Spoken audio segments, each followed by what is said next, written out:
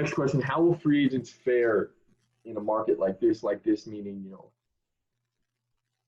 owners don't want to pay, they're claiming money loss. Do you think there's going to be a shift in what we see in the market? Obviously we've had just ludicrous contracts the last couple of years, the biggest money we've ever seen.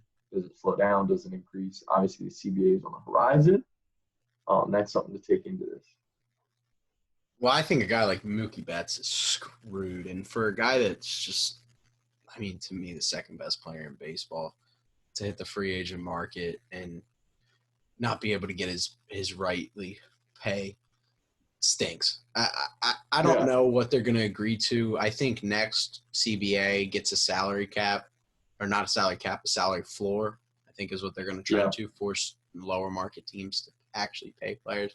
So I think further down the road we could see, but these free agents this offseason might get caught in limbo, and if teams don't want to pay, I think the big money spenders, I think this favors the Dodgers to re-sign him, because I think the teams like the Yankees, Dodgers, Red Sox, the big market teams are going to have more confidence in their long-term pay, because you don't pay guys with the money you have now. You pay guys for the money you imagine you're going to have over the next course of a contract. So a guy like Mookie Betts is going to see his payday with a guy, but I'm sure a lot of guys could sign for one-year contracts if there's some uncertainty around their performances. And for free agents this year, part of me says, why would you even play?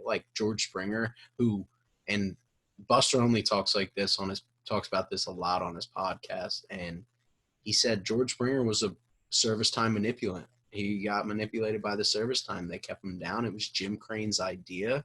So why doesn't George Springer play one game and be like, yeah, screw you guys, screwed me, I'll screw you? And honest answer to the Springer thing? Yeah. Because everybody in baseball wants to see if he can hit without knowing what's coming. Because I wouldn't be surprised if Springer's a guy who really was benefiting. Swing and miss. Yeah.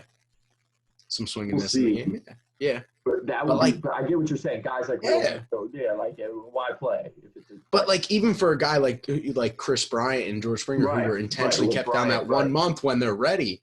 And you guys are funny. You did it to me. Well, here's yours. I'm just getting you back. I'm just giving you what you did to me. Right. I should have been a free agent before the stupid pandemic. But now I'm a free agent when you guys don't want to pay us. Great. Thank you for nothing. Yeah. So my thinking on this is going to be a little bit different. Hey, I'm going to think about this question from the CBA. I'm going to go out on a limb here and say, because of how the tensions are on this, I think at the end of the day, what's going to end up happening here is before the new CBA, things are going to swing way to the players' sides, which I know people are like, how does that even make sense? There's no salary cap, there's yada, yada, yada.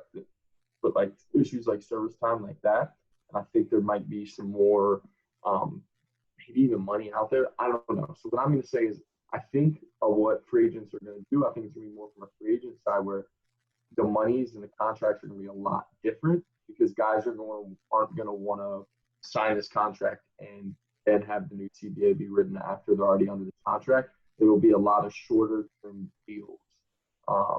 That's going to be my guess. I don't know. I just thought that I don't even know if I agree with what I just said. I like it. I think you're onto something in reality. For a guy like Mookie Betts, who signs a 2-year deal, if they do implement a salary floor and a spending minimum for teams like the Pirates, Rays to be forced to spend, which it's going to be hard to push that to the owners. The Rays are going to be like, we spend no money and make the playoffs, and we're better than you guys who spend a lot of money. And it's going to be a battle, but I really think that's going to be what's coming next. Is it's just going to have to force teams to pay. It's going to try to eliminate the idea of tanking, and so it'll be interesting to see. But if there is a salary floor, that means more suitors for a guy like Mookie Betts.